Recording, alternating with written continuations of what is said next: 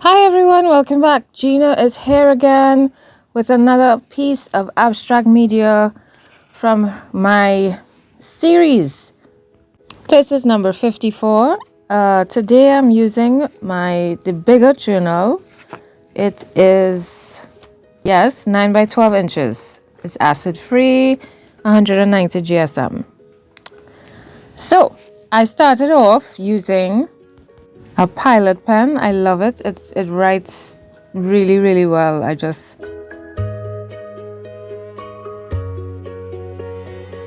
actually been looking around for it, and they only have red and green in all the stores, the stationery stores that I go to. So I'm gonna keep looking because I don't want this one to finish and then I have none. This is great. So I tried to dry it, thinking that if I dried it, maybe it's probably a permanent ink, but apparently not, because as I'm painting here, I can see that it's moving. And at first I was thinking, oh no, it's moving. But then I thought, actually, it doesn't look bad. It's kind of giving it a nice kind of cool effect. And then I thought, well, Gina, don't keep doing it up and down. Do it in other directions so you'll get, the effect in different directions. So that's why but I still ended up doing mostly up and down, but I really tried to get it to, give it a nice little, it gives it a nice little smudge. So I'm trying to keep some white space. It's very hard for me, but I'm trying. And I thought today I could use some yellow in my colors. Yay! So I'm just going to keep covering and trying to blend and trying to keep some white space. And then here comes the red. The red that I put down last time that I didn't use, I'm going to use today because I thought I should use it. So I'm going to just, keep my brush almost parallel to the table and just drag it across and twist it at the same time. Drag it across the page and twist. And that gives me some nice jaggedy kind of marks, which I really like. I love doing these marks. And now I'm trying to do red splatters. And then I thought I should mix in some black with it. So I'm going to do some blackish, reddish splatters as well. But only in some areas. Usually I do my splatters at the end. But I thought how cool it would be if I do them in between. And then, continue creating over it. Haha. So I found that the red marks were very intense. So I thought I would run a line of white acrylic paint in between. Not evenly, just, jaggedy, just like the line. And I like that because it kind of tones it down and pushes it slightly to the back. It kind of break it up. So I like that. And then I'm trying to extend it. I was like, I should have really gone higher up to the top there. So yeah. Now I'm thinking, what am I going to do next? I don't know what to do. I really don't know what to do. So I have some blue on my palette. It's pretty dried. I really should clean it off and get rid of it. But it looked like it was still alive. So I thought, let's use some of that. So I'm trying to use it, but it got some red in between. So I tried to wipe that up, which is what's happening now. And then I thought, okay, let's get some blue on the page. And the blue really wasn't working. So I just put some on, even though it's a lighter color. I wanted it kind of light anyway, because I don't really want it to stand out. I just kind of wanted like a wash or a hint of blue-ish kind of vibes. So you could see it, but not really. It doesn't like slap you in your face kind of blue. Yeah, so that's what I was going for. So I put the light blue, and I'm even adding white to that. That's how much I just wanted it to be like a hint of the blue. And I'm just adding that in a couple places. And I wanted some clear space, but I'm wondering if I should have added more stuff happening on the left side of the page. I don't know what y'all think. Should I have added more to the left side, top left? I don't know. But these days I'm really trying not to cover up the whole page, I'm trying to really leave some space. So, since I covered up a lot of the red by adding the bluish tint, I thought that I would bring in more red.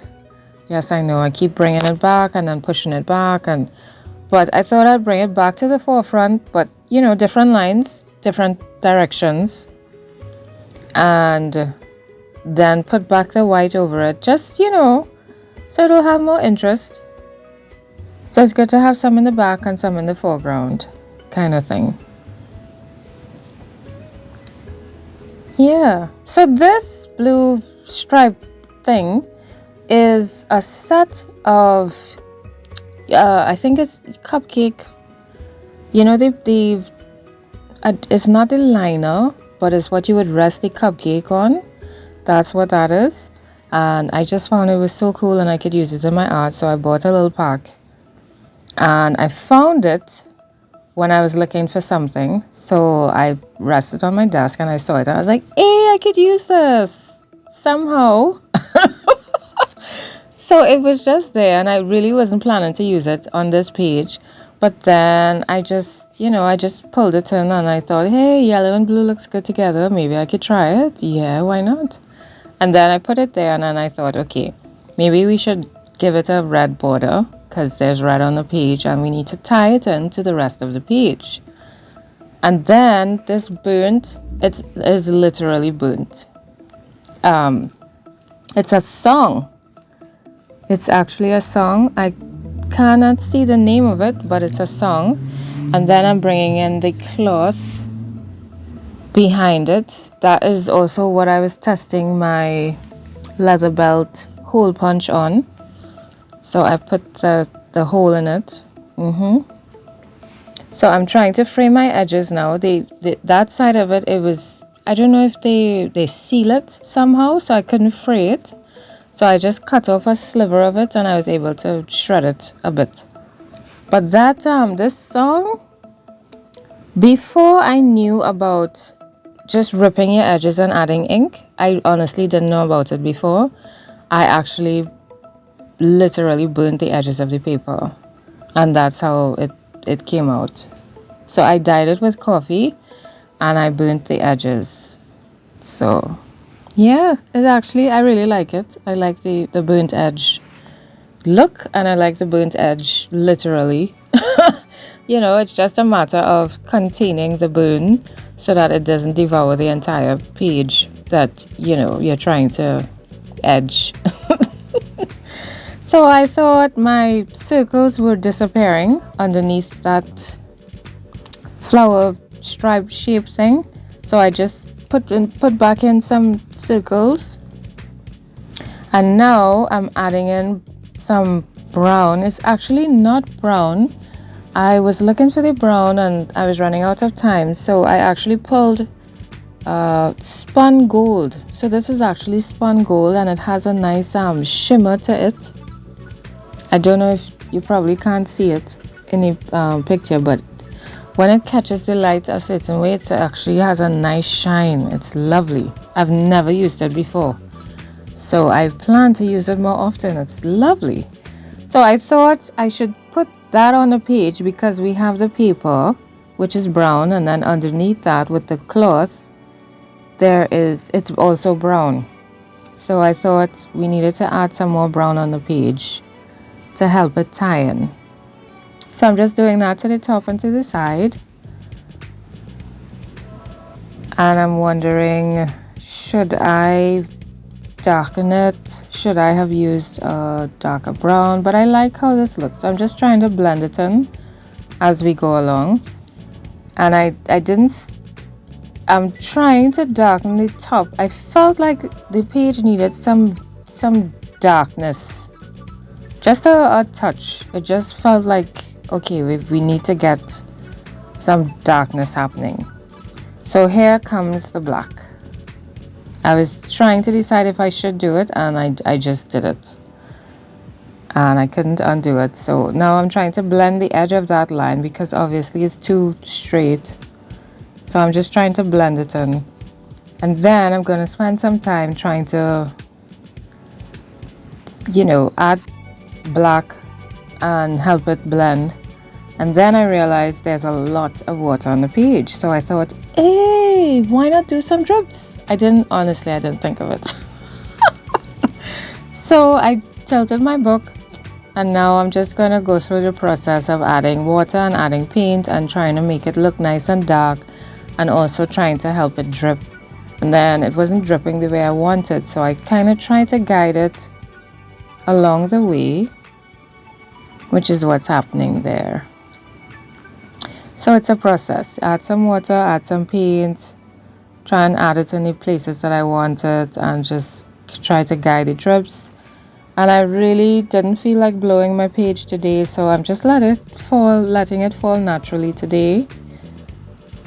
So I know you can't see a lot of what I'm doing to the top. You see? And then I sprayed it, and then everything got blended together, and I was not pleased at all. I wanted to have more drips instead of one big blob of a drip. So I got kind of annoyed, but that's okay. I was like, okay, Gina, just try and darken it up, and just try and keep it really dark, and it's fine. You could try and it's okay. Yeah, because I didn't want the page to get too dark, Right, so this is me trying to guide it along again, and I'm just gonna go through that little process of guiding and without blowing this time. So I'm keeping it tilted up. I'm adding more paint and more water and more paint, and just because I really want it to be dark and not washed out and watered down looking. And all the time I'm thinking, should I use my black Posca paint pen marker? Should I? Should I use it when it's dry? Should I just go over those areas? So I'm bringing this back in to see if I like how it looks. Do I like how it looks? So I just rested there to see if my eye is okay with it, if it's cool. And then I'm thinking, I don't have enough blue on the page, and the blue that's there is too light. So I brought this one in. It's actually a blue neon. It's not what I was actually trying to get, but like I said, time was of the essence, and I needed to finish. So I just put a little bit on it to kind of mix in with the light blue. And I'm just taking, I tipped my drips, so I kind of messed it up, but I left it.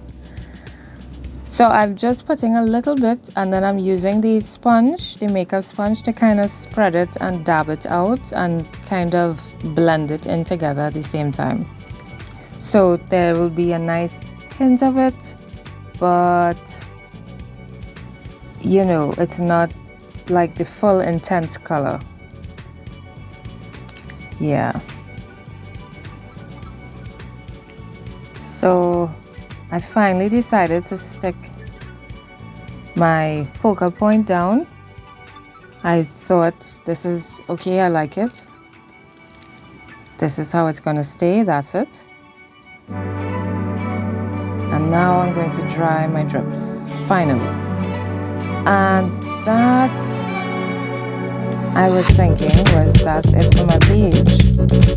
As I remove the tape, and then I look at it to see, is this really it? Do I really like it? Do I need to add anything else? Let's see.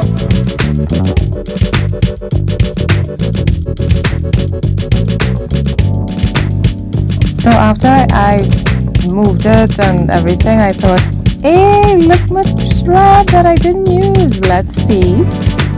So I just brushed it, I didn't stick it, just to see if I should leave it.